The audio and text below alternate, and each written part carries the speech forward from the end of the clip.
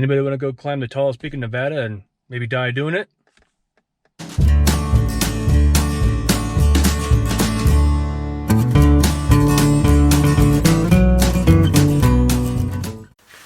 Hey there, so I wanted to break from the intro there and just give you an overview as to my experiences with Boundary Peak in Nevada.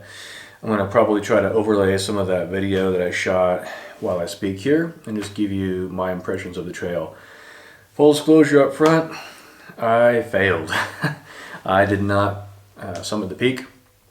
It was very brutal and difficult, and I just didn't make it. So this is my quick fail summary, if you will, on my experience with Boundary Peak. So getting into it, the drive up there on the road was brutal. It is definitely made for four-wheelers. Trucks can make it, four-wheel trucks, high clearance can make it, but it gets very, very scary, in my opinion. In fact, the other guy who showed up right as I was leaving, he had the same opinion. So I'll show you here, hopefully, if I can overlay the video.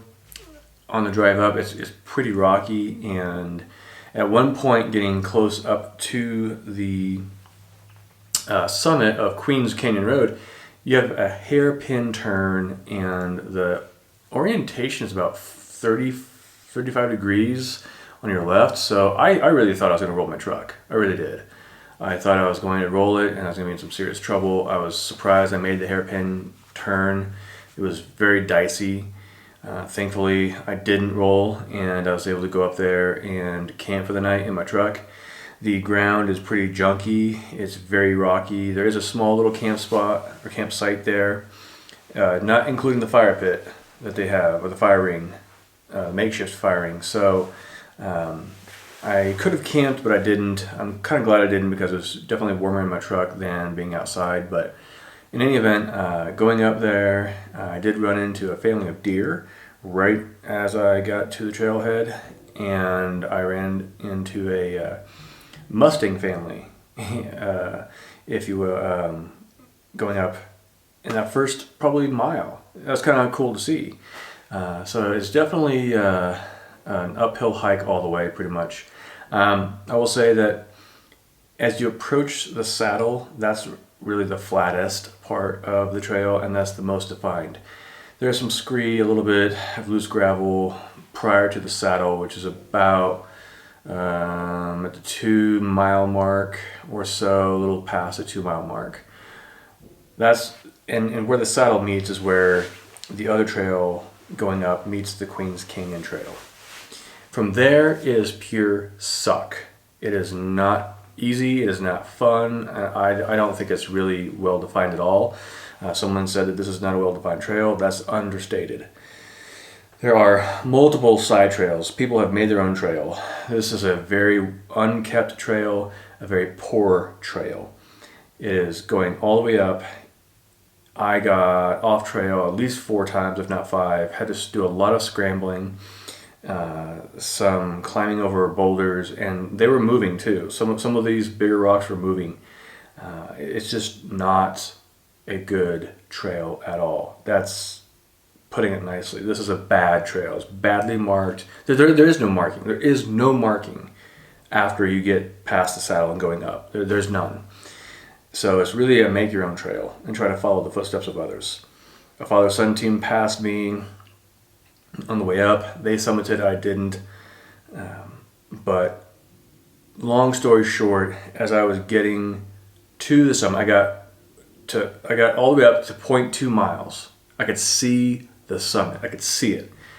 But the amount of mountaineering and scrambling that I had to do at that point in time, when I was having altitude sickness, I was bonking, I was exhausted, I was literally crawling to get to where I had to gotten. At that point, I just thought, this isn't worth it. I don't need to say this in my life, that I've summited the highest peak in Nevada. I'd like to say it, yes, but I don't need to say it. So I decided to turn around and come back down, and I don't have any regrets doing that. I was close, I saw it.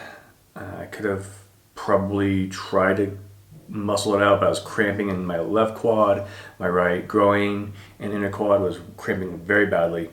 So I decided to come back down. It just wasn't worth the risk to me. And also I wanted to get back home, and I learned my lesson that really about 5:30, at worst 6 o'clock, really closer to 5:30 is when the sun really starts to go down at that elevation, which I had cell reception most of the time. So, and as I went higher, I had better reception, which is kind of interesting. But on the way down, I had a lot of scree, a tremendous amount of scree. I basically destroyed whatever part of the trail it was. You just slid down. So it's a very badly maintained trail, if you can really call it a trail. You really can't call it a trail after the saddle. I did see a guy as I was getting ready to pull out and go down the other way, going towards the other trailhead, which I would advise doing. Be careful because there's still a lot of rocks on the long road there, and it's still dicey, but not as dicey as the Queen Canyons road going up. It's just significantly longer. It's like 20 something miles, or more than that actually. But to me, it's worth it because you don't tear up your vehicle, and you don't have to tear up your vehicle like you would on the Queens Canyon. But the guy, he pulled up, and he had said that he was afraid that he was going to roll his vehicle, his SUV as well. And he was thinking about how he was going to get back down to where he was going to camp for the night. So in any event, I didn't summit. I failed this one. I don't have any regrets about turning around. I don't have any problems with having turned around and not summiting the highest peak in Nevada. It's not a problem for me. I did what I could. It was cool to run into the Mustangs and the deer. Purportedly there's some bear tracks, but I never saw them. But in any event, if you go on this hike, just know this is a very steep hike, very poorly maintained, lots of scree. That's the majority of the trail, and it is a very brutal workout in my opinion. It's very brutal. So definitely have all day, take your time if you're going to make it, and know that there isn't really a defined trail. You're going to have to make your own. So in my opinion, not worth it. Not worth the story.